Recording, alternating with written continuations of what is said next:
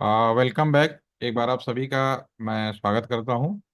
और आज की सेशन में अब हम लोग जो शुरू करेंगे, अभी तक हमने जो डिस्कस किया था वो हमने बात किया था ट्रेडिशनल नेटवर्क क्या था और कहाँ से शुरू हुआ और कहाँ तक वो सफ़र होके हम अपडेट हुए। तो हमने सिंपली स्टार्ट किया था कि टेलीकॉम जो है वो हमारा अ, सबसे पहला कम्युनिकेशन था।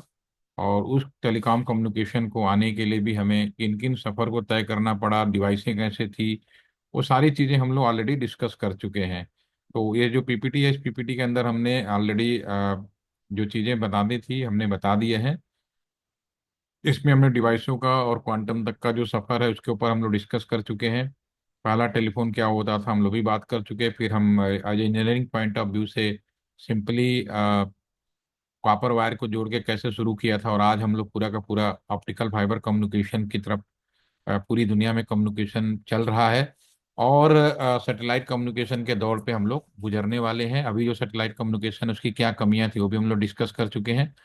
ठीक है। तो और जब टेलीफोन की शुरुआत हुई, जब उसे पूरे दुनिया में फैलाए जाने की बात की, जब ग्राहम बेल ने टेलीफोन उन्होंने डेवलप कर दिया, तो उसके बाद उन्होंने जो टेलीफोन की व्यवस्था करी, उसमें हम लोगों ने उस समय की उनकी बनाई गई व्यवस्था, हमारे इंडिया के अंदर भी सेम व्यवस्था थी। तो वो जो व्यवस्था थी वो एक स्विच रूम यानी टेलीफोन एक्सचेंज के रूप में आया, जिसमें स्विच रूम के बारे में बताया गया आपको। आपका एमडीएफ रूम होता है, अगर किसी भी टेलीफोन एक्सचेंज में विजिट करते हैं, किसी भी ऑर्गेनाइजेशन में अगर आप 24 घंटे पावर सप्लाई चाहते हैं, तो वही व्यवस्था की जाती है जो आपके घर में होती है। तो होपफुली कि अगर आपने मेरी बातों को ध्यान से सुना होगा, तो ये अब आपके माइंड में बिल्कुल क्लियर पिक्चर होनी चाहिए, जो मैं समझता हूँ। फिर भी अगर कोई कंफ्यूजन है तो आप पूछ सकते हैं। और एक एक्सचेंज से दूसरे एक्सचेंज को जोड़ने के लिए हमारे पास में ट्रांसमिशन रूम की जरूरत पड़ती है। और जो ट्रांसमिशन रूम होता है बेसिकली वो शहर के अंदर सभी कंपनियों को फुल पावर है कि वो लाइसेंस ले और केबल डाले और कस्टमर के घर तक अपने आप को टावर के माध्यम से या लैंडलाइन वायर के माध्यम से या फाइबर के माध्यम से आपको जोड़े। वो अपना उसका परमिशन है। लेकिन जैसे ही हम एक शहर से दूसरा शहर जोड़ने की बात करते हैं, एक राज्य से दूसरे राज्य की बात करते हैं और एक देश से दूसरे देश की बात बात करते हैं, तब कहीं ना कहीं सेंट्रल गवर्नमेंट का हस्तक्षेप आ जाता है, यूं कह सकते हो कंट्रोल आ जाता है। क्योंकि ये बहुत जरूरी है कि कम्युनिकेशन जो है, हमारा हो चाहे आपका हो, ये लाइफ लाइन है, हमारी जिंदगी इसके ऊपर है। अगर हम इसमें जरा सा भी लापरवाही बरतेंगे तो आपकी पूरी की पूरी सिक्योरिटी, आपका पूरा जीवन खतरे में पड़ सकता है, आपकी सिक्योरिटी ब्रीच हो सकती है। राइट। ठीक है। तो ये ध्यान रखते हुए एक शहर से दूसरे शहर के बीच का जो कंट्रोल है, फिलहाल वो गवर्नमेंट ऑफ इंडिया के पास में, by default overall control BSNL के पास में है। आप कस्टमर किसी के भी हो, आप बाय डिफॉल्ट बीएसएनएल के कस्टमर भी हैं, क्योंकि मेन लाइन उसी के पास में है। गवर्नमेंट में इस काम में तेजी लाने के लिए पीपीपी मॉडल का डेवलपमेंट किया, पब्लिक प्राइवेट पार्टनरशिप, ताकि प्राइवेट कंपनियों के जो फंड्स हैं, पैसे हैं, या उनकी मदद से हम इस काम को बहुत तेजी कर सकें। और इसका परिणाम हुआ कि आज हम हर एक लोगों के पास में एक एक फोन के अंदर दो क्या तीन तीन लोगों ने सिम रखने शुरू कर दिए हैं। ठीक है। ये काम कहाँ एक फोन नहीं मिलता था, तो इतना ज्यादा आसान हो गया फोन और कम्युनिकेशन करने में। अब फोन का स्वरूप बदला और फिर वो हमारे पास में डाटा कम्युनिकेशन के रूप में आ गया। ठीक है। तो ये हमने जो पुरानी व्यवस्था थी उस पर हमने लोकल कॉल क्या होता है आपका, फिर अ, जो भी स्विचेज के जो चेंजेज हुए वो हमने बात किए। ठीक है ना, वो भी हम डिस्कस कर चुके हैं। नया स्विच हमारा डेटा स्विच है, जो उसमें इंसानों की मिनिमम रिक्वायरमेंट हो गई है। पुराने में पहले इंसान लगते थे जो एक दूसरे को जोड़ते थे, इस पिक्चर में आप देख सकते हैं। ठीक है, मैं रिपीट कर रहा हूँ। फिर इलेक्ट्रोमैकेनिकल किया गया, इंसानों को हटा के इन्हें पहले टेलीफोन ऑपरेटर होते थे। मुझे अच्छे से याद है कि सन 1999 में 1999 में बीएसएनएल के पास में काम करने वाले लोगों की संख्या 5 लाख के करीब थी। और टेलीफोन मुश्किल से 2.5 से 3 लाख होते थे। तो आप समझ सकते हैं कि लोग ज्यादा थे 2.5 से 3 लाख टेलीफोन चलाने के लिए। और उस समय 30 रुपए का कम्युनिकेशन कॉल होता था पर मिनट। और 30 रुपया आज की डेट में कम से कम 5,000 रुपए के बराबर है। आज तो आप 500, 100, 200 टॉपअप, 10-10 रुपए तक का टॉपअप करा देते हैं। तो डेट इज द वेरी, मतलब कितना ज्यादा चेंजेज हुए हैं, फाइनेंशियली कितना ज्यादा सस्ता हुआ है, इसकी भी आप कल्पना कर सकते हैं। राइट। ठीक है। तो अब डाटा स्पीच है, अब ये पूरा का पूरा ह्यूमन से लगभग फ्री कर दिया गया है। और नई नई टेक्नोलॉजी, नए नए सॉफ्टवेयर डेवलपमेंट के वजह से हम लोगों ने इस चीज़ को और सेल्फ डिपेंडेंस या ऑटोमेटिक बना रखा है। तो ट्रंक कॉल क्या होता है, ये भी हम लोग बात किया था। एसटीडी एक शहर से दूसरे शहर को या एक एक चेन से दूसरे कस्टमर को जोड़, क्योंकि पहले हमारे पास जो व्यवस्था थी वो कॉपर वायर भी थी, तो 5 किलोमीटर रेडियस पर हमारा पूरा टेलीफोन होता था, ये भी हमने बात किया। ठीक है, तो और उसके बाद जोनल सेंटर में बांटा गया पूरा, नॉर्दर्न, वेस्टर्न, सदर्न और ईस्टर्न, ये सब 1885, ये no doubt Indian telegraph act सन 1885 से लेके सन 2024 तक, इवन आज की भी डेट में ऑफिशियली 2024 तक इसी व्यवस्था में हम लोग काम करते रहे। अब नई पॉलिसी आई है जिसमें व्यवस्थाएं बदल रही, लेकिन ये जोनल ज्यों का त्यों बना हुआ है, इसमें कोई चेंजेस नहीं हुए हैं। चीजें थोड़ी बदल गई हैं, ठीक है, लेकिन अभी भी आपको ये पूरा का पूरा जोनल एज ए बीज मिलेगी जैसा है। ठीक है, और इसमें हमने पूरा डिस्कस किया था, जब एक शहर से दूसरे शहर के बीच में जब कम्युनिकेशन किया जाए तो ये पूरा का पूरा ऑप्टिकल फाइबर होगा, इसी के बारे में हम लोग बात कर रहे थे। तो इसमें भी कोई no doubt 100% optical fibre almost one city to another city use होता है। ठीक है, और एक देश से दूसरे देश की बात करें तो सबमरीन ऑप्टिकल फाइबर समुद्र में पड़ा हुआ है। इस संदर्भ में मैंने वीडियो और लास्ट रिकॉर्डिंग भी शेयर कर दिया, लोगों ने नहीं देखा है उसको देखेंगे। ठीक है, स्विच भी आप देख सकते हैं, स्विच का मतलब है टेम्पोररी बेसिस पर दो लोगों को जोड़ना। तो लोकल स्विच में लोग आपस में इंसानों को जोड़ा करते थे। एक ट्रांसमिशन था जो सभी स्विचों को आपस में ऑप्टिकल फाइबर या टावर के माध्यम से जोड़ते थे। फिर आपका मोबाइल का स्विच आया, तो लैंडलाइन से मोबाइल की तरफ कन्वर्ट हुए। मोबाइल में भी हमने डिस्कस किया था कि लैंडलाइन मोबाइल में कोई खास डिफरेंस नहीं है, केवल हमारे पास में,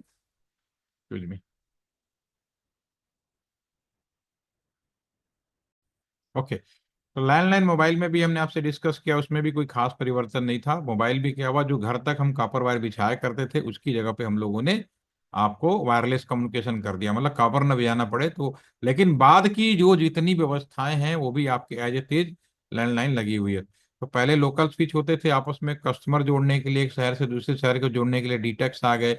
मोबाइल फोन आया तो एक अलग से हमने स्विच लगाया ताकि मोबाइल वाले कनेक्टिविटी बनी रहे।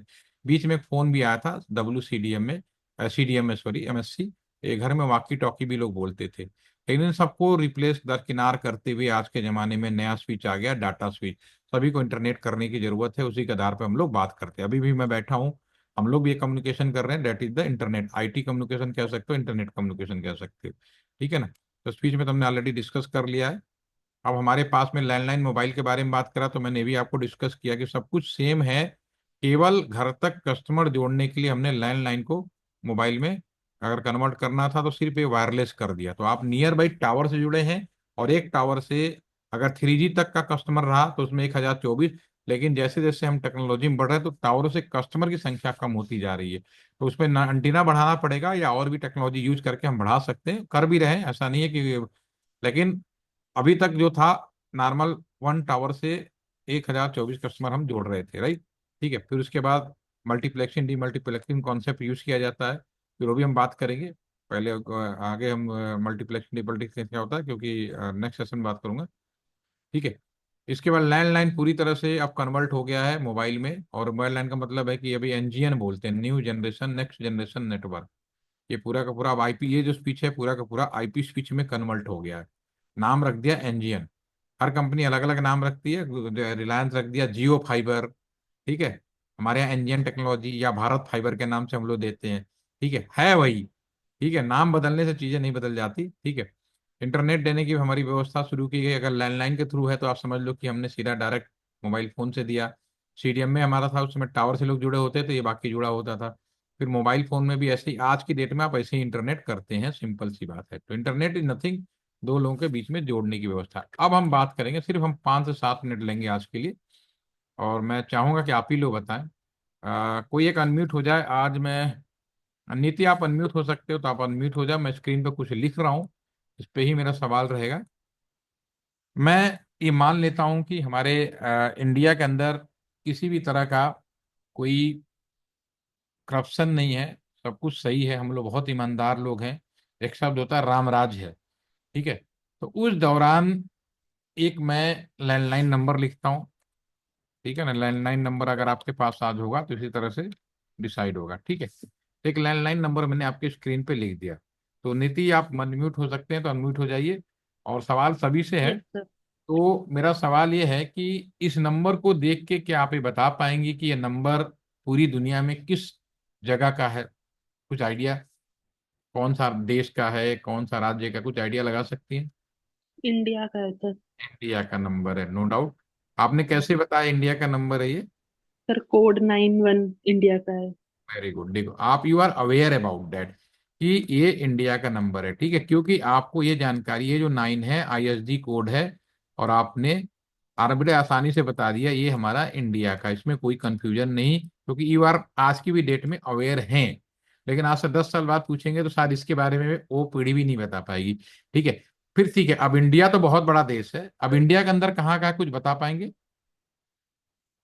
सर आई गेस यूपी का ही है 120 कोड वन, जो है। आप अवेयर हैं कि यस। आपने बता दिया कि यूपी के, बहुत सारे लोगों को सारी जात की जानकारी नहीं होती, ठीक है ना। तो एक सवाल और पूछूंगा कि आप ये बताइए, ये जो इसको बोलते हैं कंट्री कोड, आपने बिल्कुल सही बताया। अब मुझे क्या आप इसको बदल सकते हैं? सर फिर वो दूसरे कंट्री का हो जाएगा, मतलब सबका अपना इंडिया का अपना होता नाइन है ना। वन है, क्या ये बदल सकते हो? मैं इंडिया का 91 है, क्या आप बदल सकते हो? नहीं सर। बिल्कुल लॉजिक सी बात है। जो एक बार फिक्स हो गया उसे आप चेंज नहीं कर सकते। अब इंडिया की पहचान इस 91 से है। जैसे 1 है कंट्री कोड है अमेरिका का, तो ये आपका 3 डिजिट का होता है, ठीक है ना, 3 डिजिट का। तो अमेरिका कंट्री कोड 001, इंडिया का 091, ठीक है, 91 नंबर का कंट्री बना। ठीक है, तो यूएस का हो गया, इसी तरह से 95, 96 है आपका अ, नेपाल का, ठीक है, 92 पाकिस्तान का। तो इस तरह से अलग अलग कंट्री है, उनकी संख्या होती है, उसे बदल नहीं सकते, एक बार फिक्स हो गया। अब इंडिया बहुत बड़ा कंट्री है। आ, नीति ने तो ये तो बता दिया कि यूपी का है, ठीक है, लेकिन बहुत सारे लोगों को जानकारी नहीं है। लेकिन आप अपने पेरेंट्स से पूछेंगे, उसमें सबको कोड देख के बता देता था कि ये नंबर कहाँ का है। ठीक है, तो नीति ने बिल्कुल सही बताया कि ये नंबर जो है, अगला जो नंबर है, ये आपका 2 से लेके 3 4 डिजिट का हो सकता है, ये 2 से लेके 4 डिजिट का हो सकता है। फिलहाल यहाँ पर आपका 3 डिजिट का है, 120 यूपी का। ये भी फिक्स होता है, इसको बोलते हैं एरिया कोड। और ये है आपका बाय डिफॉल्ट गाजियाबाद या नोएडा का। ठीक है, गाजियाबाद के, नोएडा के जितने भी लैंडलाइन मिलेंगे वो इसी तरह से मिलेंगे, 120 कोड होते हैं। अगर दिल्ली में जाएंगे तो 011 होगा, मुंबई में जाएंगे 022 होगा, ठीक है। अब कानपुर में कलकत्ता में जाएंगे तो 044 होगा, 055 आपका चेन्नई में होगा, 76 आपका बेंगलोर का होगा। तो जो बड़ी कंट्री थी उन्हें 2 दिया, उनसे लुके हुए और जो कंट्री थी या राज्य थे उनसे फिर हम 3 डिजिट का बना दिया। तो ये भी फिक्स है, इसको भी आप बदल नहीं सकते। ठीक है, अब यहाँ तक तो नीति ने बता दिया। अब यूपी ये 120, तो गाजियाबाद काफी बड़ा एरिया हो गया। अब गाजियाबाद में कहाँ का, वो बता पाएंगे नीति? नहीं सर वो आइडिया नहीं है। आइडिया नहीं है, क्योंकि यहाँ तक तो अभी भी आप अवेयर हैं, उसके बाद का नहीं पता। ठीक है, तो गाजियाबाद भी काफी बड़ा है, उसका जो नेक्स्ट 2 डिजिट है ये भी डिफाइंड है, सब एरिया का, सब एरिया कोड। और सब एरिया कोड है आपका आपका दिस इज राजनगर। और राजनगर कहाँ पड़ता है? गाजियाबाद में। ठीक है ना, तो सब एरिया भी आप बदल नहीं सकते। ठीक है, उसके बाद राजनगर भी काफी बड़ा एरिया है, और कॉपर वायर ही पड़े थे, तो राजनगर से हमने 8 टेलीफोन एक्सचेंज छोटे छोटे जोड़ रखे हैं। ठीक है, कस्टमर के घर से कॉपर वायर, अभी आपको लैंडलाइन हमने ऑलरेडी समझा चुके हैं। तो हर 5 किलोमीटर राजनगर में कम से कम ऐसे 8 टेलीफोन एक्सचेंज है। और वो फिर सारे के सारे राजनगर, तो उसका जो नेक्स्ट वाला जो 55 है वो बताता है कौन सा एक्सचेंज में ये लगा हुआ है। ठीक है ना। और ये बेसिकली एएलटी सेंटर के अंदर, जहां से मैं आप लोगों को ट्रेनिंग डिलीवर कर रहा हूँ, इसी के ऊपर बैठा हुआ, फर्स्ट फ्लोर पे हूँ, नीचे लगा हुआ है। ठीक है, अब एएलटी सेंटर के अंदर जितने भी लैंडलाइन मिलेंगे आपको, वो सिंपल सी बात है, ये 2 भागों में बटा हुआ है। ये भाग है फिक्स पार्ट, ठीक है, और ये वाला भाग है कस्टमर का पार्ट। ठीक है, और ये कस्टमर का सीरियल नंबर हो गया। पहला कस्टमर आएगा, आप उसको क्या नंबर देंगे नीति? अगर पहला कस्टमर है, ये तो बदल नहीं सकते, ये भी नहीं बदल सकते, ये भी नहीं बदल सकते, तो क्या नंबर दिया जाएगा उसको, पहले वाले कस्टमर को? बता पाएंगे? +91 तो फिक्स हो गया। Yes sir. ठीक है ना, ये भी आप बदल नहीं सकते, 120 भी नहीं बदल सकते, 27 भी नहीं बदल सकते, 55 भी नहीं बदल सकते। तो फर्स्ट कस्टमर आया तो क्या नंबर दोगे? 000। Yes sir. और लास्ट वाला जो कस्टमर है उसको क्या दोगे आप? 999। 999। इस एक्सचेंज में इस फीस से कितने कस्टमर जोड़ सकते हो? 1000। इसी जमाने में इसी एक्सचेंज को लैंडलाइन बहुत बड़ी चीज हुआ करती थी। तो यहाँ पे 1,000 से करीब 1300-1400 लोग काम करते थे। तो फिर क्या किया था, एक नंबर हमने यहाँ पर एक और स्विच लगा रखा था सेम जगह, जिसकी स्टार्टिंग थी 28, जिसका यहाँ स्टार्टिंग था 28। तो यानी एलटी सेंटर के अंदर दो स्विच लगे हुए हैं। तो उसमें 1,000 रुपये और 1,000 और हुए। तो कोई भी टेलीफोन नंबर दो भागों में बटेगा। पहला फिक्स पार्ट जो ये बताता है कि ये टेलीफोन नंबर कहां पर है, और दूसरा कस्टमर का सीरियल नंबर। No doubt. अब आते हैं नियम। अभी तक क्या था, मैंने मान लिया राम राज्य है, कोई कुछ नहीं है। लेकिन अब नियम की बात होगी कि भाई हम कोई काम करते हैं, आप घर में भी कोई काम करोगे तो नियम बनाओगे। नियम ये बनाओगे, मेरा बाथरूम यहाँ होगा, टॉयलेट यहाँ होगा, बेडरूम यहाँ होगा। सब कुछ प्लानिंग तहत के काम करोगे। भले एरिया दे दिया, मकान ऐसे बना दिया, बाहर में देखने में कैसा भी लगता हो, अंदर जाके सभी घरों में एक बेसिक रिक्वायरमेंट होती है, किचन होगा, बाथरूम होगा, टॉयलेट होगा, पूजा घर होगा, स्टोर होगा। अपने हिसाब से आप बना सकते हो, ठीक है। तो अब इसमें यही जरूरत पड़ी कि नंबर तो हमारे पास 000 से लेके 999 तक था। अब इसमें ये आया कि भाई दुनिया में तो ऐसे न जाने कितने टेलीफोन एक्सचेंज बन जाएंगे, कितने एरिया बन जाएंगे, इतना आसान तो नहीं है हर। ठीक, तो फिर क्या हुआ, फिर डिसाइड किया गया कि जो पहला टेलीफोन नंबर है, नॉट गिवन टू कस्टमर, याद रखिएगा इस बात को। आपको मैं जो चीज बताने वाला हूँ नेक्स्ट में, आपसे बेहतर कोई आईपी एड्रेस नहीं बता पाएगा, और जो मैं बता रहा हूँ उससे बेहतर कोई आईपी एड्रेस आपको समझा भी नहीं पाएगा। और आप इस चीज के बाद इतने एक्सपर्ट हो जाएंगे, जो मेरे नेक्स्ट दो सेशन होंगे, कि आप तो अपने उंगलियों के टेस्ट पे आईपी एड्रेस को बता पाओगे। ठीक है, क्योंकि ये बुक्स में नहीं मिलता। मैंने तो सीखा, मुझे भी जब पढ़ाया गया तो बहुत टफ लगता था ये कि क्या चीज बता रहे हैं। लेकिन फिर मैंने इन चीजों को एनालिसिस किया कि बनाने वाले तो हम लोग ही हैं। तो मैंने क्या, लोगों ने किया क्या, लोगों के दिमाग में क्या आया, वही चीज मैं आपको बता रहा हूँ as a industrial point of view, as a faculty, as a teacher नहीं। अगर मैं टीचर बताऊंगा तो बिल्कुल ऐसे ही बताऊंगा कि ये बाइनरी होता है, 0 1 होता है, इतना ये फिक्स है, इसको पता नहीं क्या क्या बोलते हैं, वो सब आएगा, मैं बोलूंगा, मैं भी खुद बताऊंगा, ऐसा नहीं है। लेकिन मेरा तरीका अलग होगा। ठीक है। तो ये नॉट गिवन है, किसी भी कस्टमर को नहीं देना है। ठीक है। तो इसको क्या बोलते हैं, इसको एक्सचेंज आईडी बोल देते हैं, टेलीफोन एक्सचेंज की आईडी। अगर वो कोई, अगर आप कॉलेज में परीक्षा दे रहे हो या एग्जाम दे रहे हो, तो आप में आपके नाम से पहचान नहीं है। आपकी पहचान आपका टेलीफोन नंबर से, सॉरी, आपका रोल नंबर से है। What is your roll number. आप परीक्षा में बैठेंगे, आपका रोल नंबर ही आपकी सारी इंपॉर्टेंस हो। आपका नाम क्या है डजेंट मैटर, हो सकता है आपके नाम से 10 लोग हों। तो उसी तरह से अगर कोई अमेरिका में बैठा और इंडिया के अंदर एएलटी सेंटर के अंदर किसी टेलीफोन पे नंबर डायल करता है, तो हमारे एक्सचेंज की एक आईडी होगी, एक पहचान होगी। और वो पहचान कुछ नहीं होता, पहला टेलीफोन नंबर होता है। राइट। ठीक है। एक तो चीज ये होगी। दूसरा, जो लास्ट टेलीफोन नंबर है, ये भी किसी को नहीं देना, नॉट गिवन। ये भी डिसाइड किया कि ये भी हम किसी को नहीं देंगे। तो फिर भाई ये नंबर क्या यूज होगा, ये क्यों करते, ऐसा क्यों किया, इसका भी कारण था। आज आप बहुत अच्छे समय में है, you are very good time today. आज आपका अपना मित्र है, फ्रेंड है, पेरेंट है, जो लोग भी हैं, अगर किसी का बर्थडे है, नया साल आ रहा है, ठीक है, तो सिंपली मोबाइल उठाया और व्हाट्सअप कर दिया, मैसेज कर दिया, कॉल कर दिया, वेरी इंपॉर्टेंट।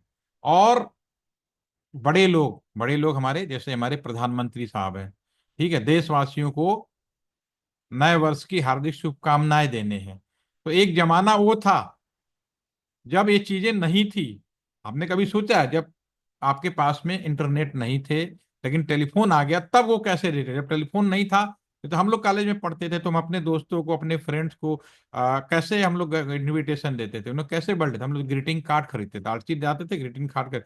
आज बहुत कम हो गया, अभी भी लोग देते होंगे, अवेलेबल है। लेकिन आज उससे बेहतर ऑप्शन है हमारे पास में कि इमीडिएटली रात को 12 बज रहा हो, आप कहीं भी हो, आप तुरंत अपने मोबाइल फोन से मैसेज के द्वारा, व्हाट्सएप के द्वारा, वीडियो कॉल के द्वारा, हर ऑप्शन है, आप पॉसिबल कर सकते हो। राइट, ठीक है ना। तो मन की बात उस समय जब हम कर रहे थे, उस टाइम पे प्रधानमंत्री जी अटल बिहारी वाजपेयी भी, वो भी मन की बातें करते थे, उन्हीं को हमारे मोदी साहब आज बढ़ा रहे हैं, लेकिन वो भी करते थे। ठीक है। तो आज हमारे मोदी साहब के पास में या प्रधानमंत्री जी के पास में कोई शब्द कहना हो, अपने जनता को पास पहुंचाना हो, तो सीधी बात है, ट्विटर पर लिख देते हैं मेरे हैप्पी न्यू ईयर, सारे लोगों को पता चल जाता है। ट्विटर पे कोई कंप्लेंट लिखने का, वो लिखना हो, मैसेज करना हो, कोई भी लिख सकता है, तो आसानी से पहुंच जाता है। लेकिन ये जमाना नहीं था उस टाइम पे। तो लोग कैसे करते, उनके समय दो ही ऑप्शन थे, या तो टेलीविजन रेडियो, मीडिया बोलते थे, टेलीविजन रेडियो या अखबार, इन्हें मीडिया बोला जाता है, या इसके माध्यम से हमारे प्रधानमंत्री। दूसरा रेडियो और जो आपका टेलीफोन होता है उसके आधार पे। अब टेलीफोन में क्या होता था, जिनके घरों में टेलीफोन लगा होता था, हम एक मैसेज कम्युनिकेट करके रखते थे, रिकॉर्ड करके एक मैसेज छोड़ देते थे।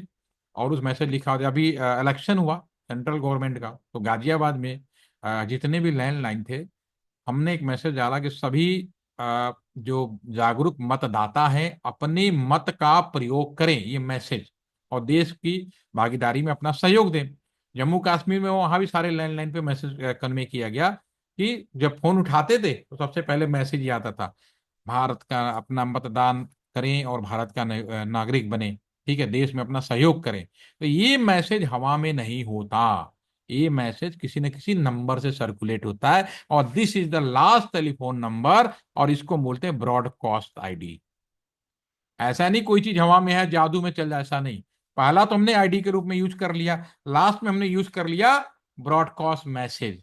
अगर कोई ब्रॉडकास्ट मैसेज करना है तो उस समय जी अटल बिहारी वाजपेयी हमारे प्रधानमंत्री जी थे, तो वो भी मैसेज कर देते थे, मेरे प्यारे देशवासियों, मैं देश का प्रधानमंत्री अटल बिहारी वाजपेयी बोल रहा हूँ, आप सभी को 9 वर्ष की हार्दिक शुभकामनाएं। तो जब ये मैसेज सर्कुलेट करते थे, सारे जब फोन उठाते थे चला जाता था। ठीक है। तो अब जो टेलीफोन नीति, लास्ट सवाल है, आप ये बताइए, अब इस एक्सचेंज से हम, अगर यही वाला व्यवस्था हमने कर रखा है, तो कुल कितने कस्टमर को टेलीफोन नंबर अब दे सकते हो कंडीशन लगाने के बाद? टोटल 1,000 थे, और कितने नहीं देने हैं? दो नहीं देने हैं। कौन कौन?